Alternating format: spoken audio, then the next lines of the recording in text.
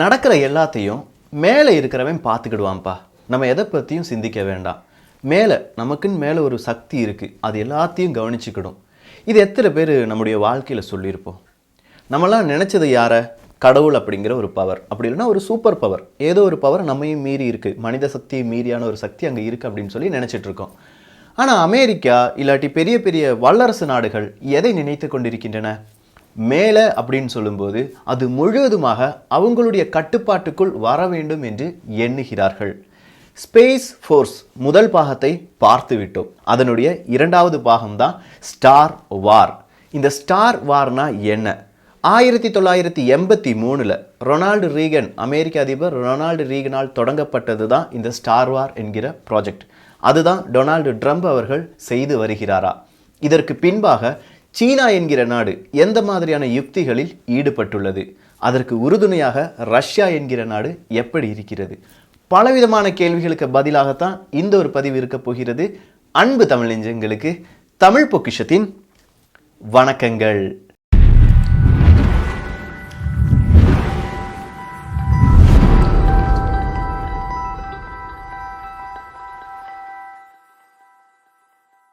தென்கொரியாவுக்கும் வடகொரியாவுக்கும் ஆகவே ஆகாது. ஸோ தென்கொரியா வடகொரியா மீது ரொம்ப பெரிய ஒரு குற்றச்சாட்டை வைக்கிறது. 2013 வருடம் வடகொரியாவில் சீனாவை சேர்ந்த பல அறிவியலாளர்கள் வந்து நிற்கிறாங்க. எல்லாருமே high power EMP electro magnetic pulse வெப்பன்ஸை கிரியேட் பண்ணுறாங்க. ஸோ அமெரிக்கா போன்ற நாடுகளை கொஞ்சம் பத்திரமா இருந்துக்கோங்க அப்படிங்கிற ஒரு செய்தியை ரொம்ப ஃப்ளாஷாக வெளியிடுறாங்க. அதுக்கு ப்ரூஃபை தான் நீங்கள் பார்த்துட்ருக்கீங்க. ஸோ இந்த மாதிரியான செய்தி வந்த உடனே அமெரிக்காவுக்கு உடனே ஒரு இடத்துல ஒரு யோசனை வருகிறது. கண்டிப்பாக வடகொரியா நம்ம மீது தாக்குதலை நடத்திவிடும். அவங்கக்கிட்ட ஹை பவர் இஎம்பி டிவைசஸ் இருக்குது. ஸோ அதை எப்படியாவது நம்ம என்ன செய்யணும்? செயலிழக்க வைக்க வேண்டும். அவங்கள ஏதாவது ஒரு ஒப்பந்தத்தின் கீழ் நம்ம இதை செய்ய வச்சிடலாம் அப்படின்னு சொல்லி தான் வடகொரியாட்ட ஒரு ஒப்பந்தம் போட்டுக்கலான்னு இன்றளவும் அந்த பேச்சுவார்த்தை நீண்டு கொண்டே போகிறது. சரி, இந்த ஸ்பேஸ் ஃபோர்ஸ் அப்படி இல்லைன்னா விண்வெளியில் ஒரு மிலிட்ரி பவரை எப்படி ஏற்படுத்த முடியும்? ஏதாவது ஒரு லாஜிக் இருக்காடா? இந்த ஒரு கேள்வி சாதாரண ஒரு மனுஷனுக்கு வரும்ல. ஏன்னா இப்போ நம்ம இந்தியா அப்படிங்கிறத எடுத்துக்கிட்டிங்கன்னா ஜம்மு காஷ்மீர், இந்த பக்கம் ஸ்ரீலங்கா, இந்த இரண்டு இடத்துக்கு இடையில இருக்கிறது நம்முடைய எல்லை அப்படின்னு சொல்லி நம்ம எல்லை கோடு எல்லாமே வகுத்து அதை ஒரு மேப்பாக சேட்டலைட் இமேஜாக எடுத்து வச்சு அதை நம்ம என்ன செஞ்சுட்டு இருக்கோம்? பாதுகாத்துட்டு இருக்கோம்.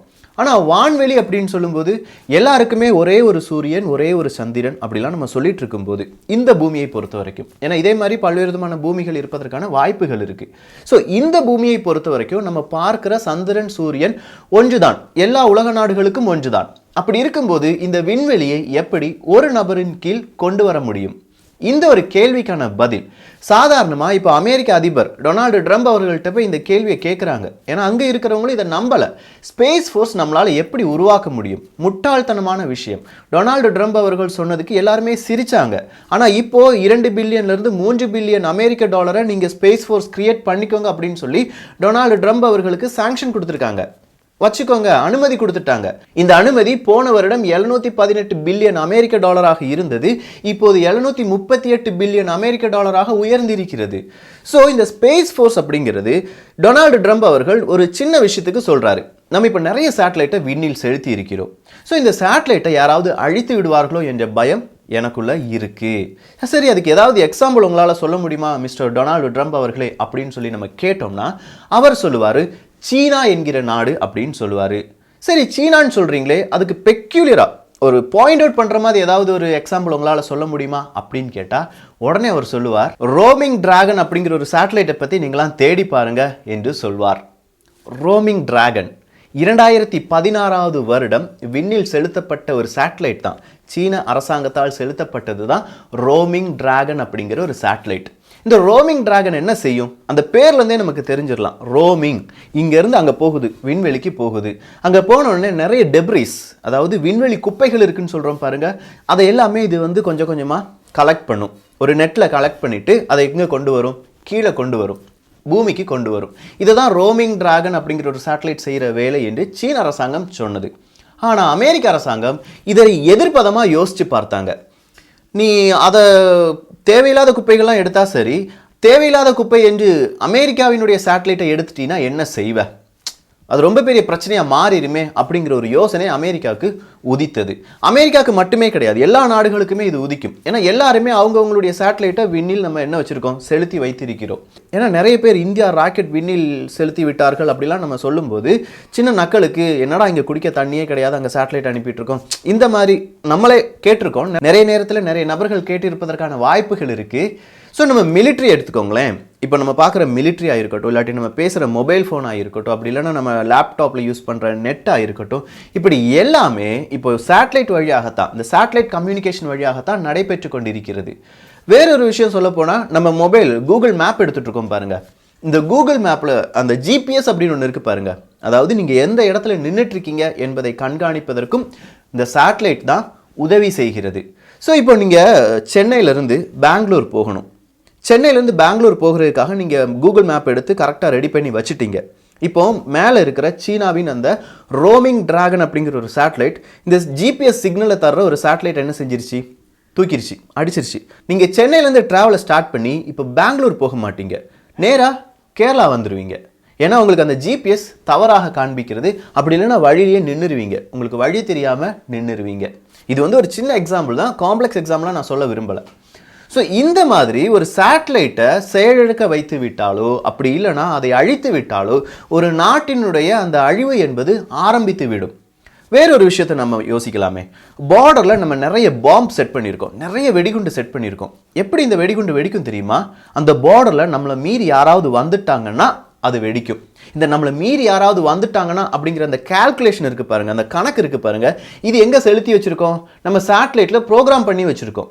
ஸோ கீழே இருக்கிற அந்த வெடிகுண்டு சேட்டலைட் கூட கம்யூனிகேட் பண்ணிக்கிட்டே இருக்குது. இது நம்ம ஆள் தானா, வேற ஆளா, இல்லை வேறு ஆளுக்கு யூனிஃபார்மா, வேறு வாகனமா, அயல் நாட்டுக்காரன் இங்கே வந்துட்டானா, இது எல்லாமே கம்யூனிகேஷன் போயிட்டே இருக்குது. சப்போஸ் அந்த சேட்டலைட்டை வேறொரு எதிரி நாட்டவர்கள் அழித்து விட்டார்கள் என்றால் இந்த வெடிகுண்டு ஒன்று செயலிழந்து விடும், அப்படி இல்லைனா நம்ம நாட்டு அதிகாரிகள், இராணுவ வீரர்கள் அங்கே போகும்போது வெடித்து சிதறிவிடும். இந்த மாதிரி நிறைய விஷயங்கள் சொல்லிக்கொண்டே போகலாம்.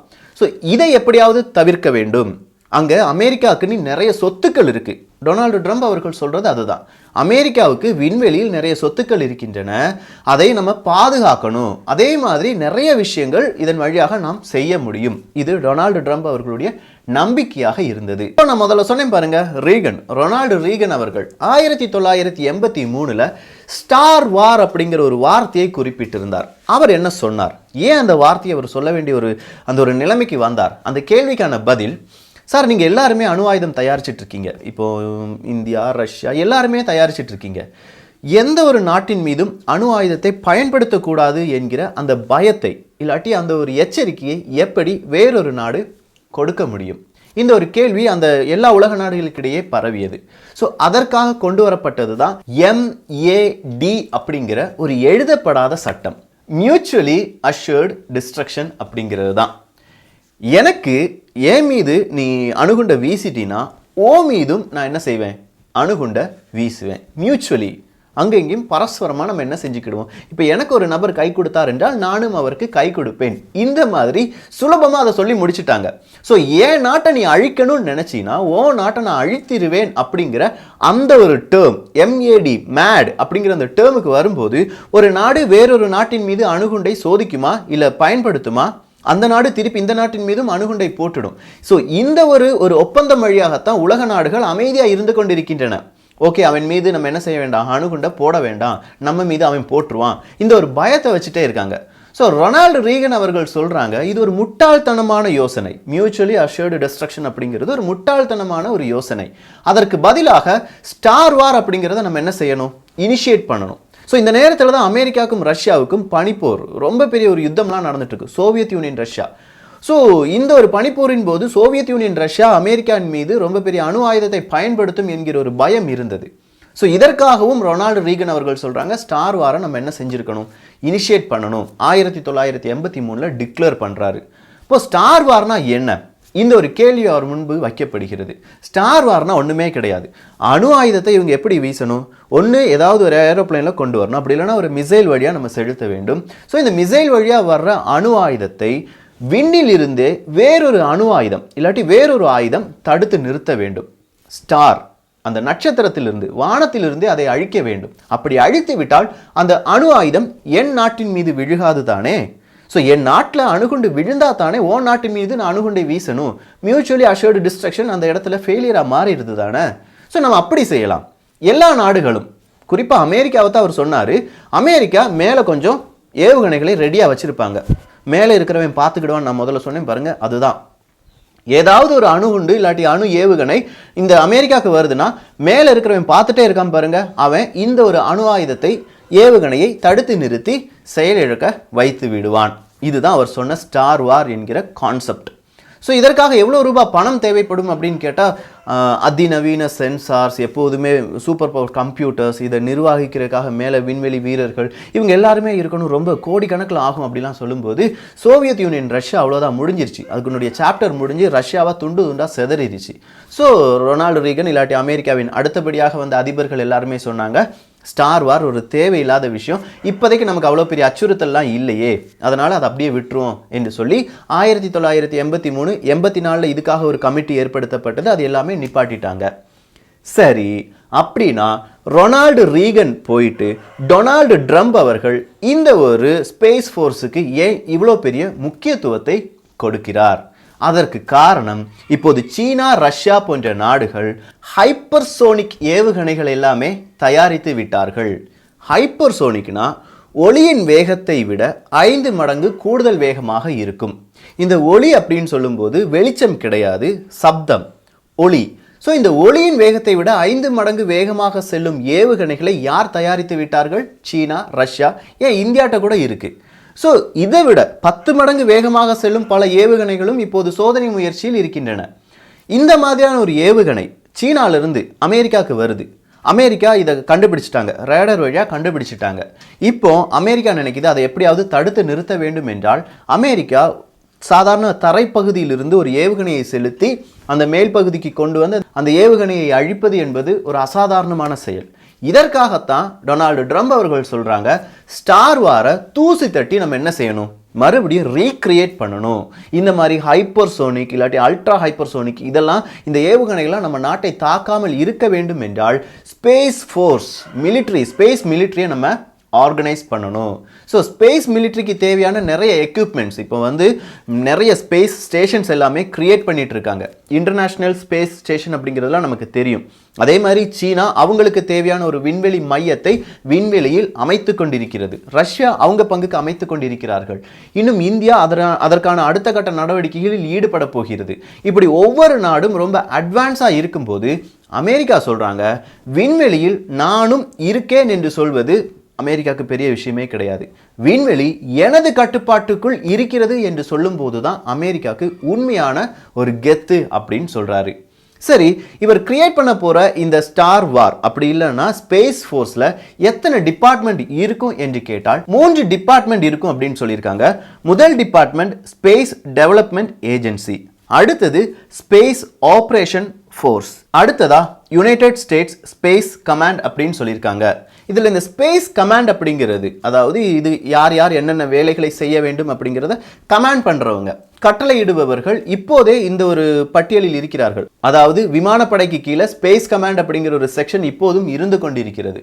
ஸோ இந்த ஸ்பேஸ் கமாண்ட் சொல்லும் என்னென்ன ஆப்ரேஷனை எந்தெந்த இடத்துல வச்சு செய்யணும், அதை எல்லாருமே யார் செய்வாங்க, இந்த ஸ்பேஸ் ஃபோர்ஸ் வச்சு செய்வாங்க. இதுதாங்க ஒட்டுமொத்தமாக ஸ்பேஸ் ஃபோர்ஸ்னா என்ன, இதை எப்படி அமெரிக்கா செய்ய போகிறது, எதற்காக அமெரிக்கா செய்ய போகிறது, இதனுடைய முழு திட்டவட்டம் அப்படின்னு சொல்லலாம்.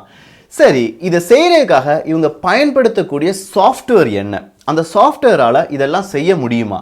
இந்த ஒரு கேள்விக்கான பதில் ஆம், செய்ய முடியும். இதற்காக அவர்கள் பயன்படுத்தக்கூடிய சாஃப்ட்வேர் பிட் பாஸ் அப்படின்னு சொல்லியிருக்காங்க.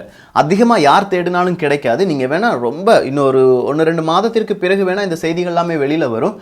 பிட் பாஸ் அப்படிங்கிற ஒரு சாஃப்ட்வேரை பயன்படுத்தி தான் அவர்களுடைய ஸ்கை ஜாக்கெட் 2021 2021 அவங்க விண்ணில் செலுத்தக்கூடிய ஒரு சேட்டலைட்டுக்கு பேர் தான் ஸ்கை ஜாக்கெட் அப்படிங்கிற ஒரு சேட்டலைட். அந்த ஸ்கை ஜாக்கெட் அப்படிங்கிற சேட்டலைட்டை முழுவதுமாக கண்ட்ரோல் பண்ணக்கூடிய சாஃப்ட்வேர் தான் பிட் பாஸ் அப்படிங்கிற சாஃப்ட்வேர். இதை வச்சு தான் அமெரிக்கா அதனுடைய ஸ்பேஸ் ஃபோர்ஸை கண்ட்ரோல் பண்ண போகிறாங்க.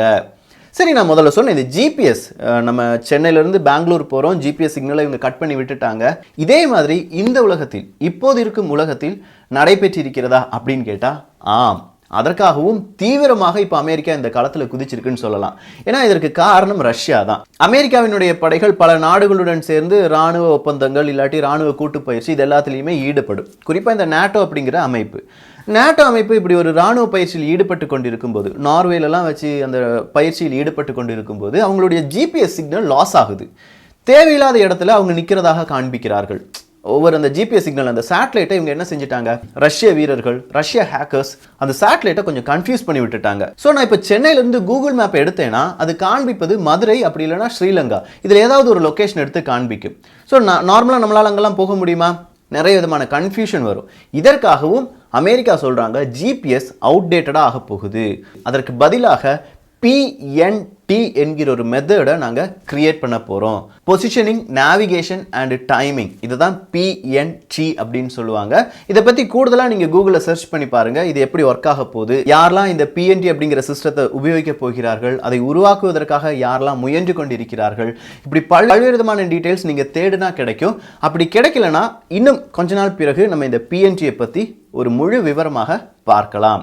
ஸோ இந்த ஒரு காணொலியை பற்றிய உங்களுடைய கருத்துக்கள் உங்களுக்கு ஏதாவது உபயோகமாக இருந்ததா, இல்லை நிறைய விஷயங்கள் தெரிந்து கொண்டால் இதை நீங்கள் ஃபர்தராக தேடுவீங்களா, இப்படி உள்ள கருத்துக்கள் கீழே தெரிவிக்கும்படி தாழ்மையுடன் கேட்டுக்கொள்கிறேன். எல்லோரும் தமிழ் பொக்கிஷத்தில் இணைந்திருங்கள். தமிழ் பொக்கிஷம் சேனலை சப்ஸ்கிரைப் செய்யாத தோழர்கள் தோழிகள் தயவுசெய்து சப்ஸ்கிரைப் பண்ணிக்கோங்க. நல்லதை பகிர்ந்து நல்ல சமுதாயத்தை உருவாக்குவோம். நன்றி, வணக்கம்.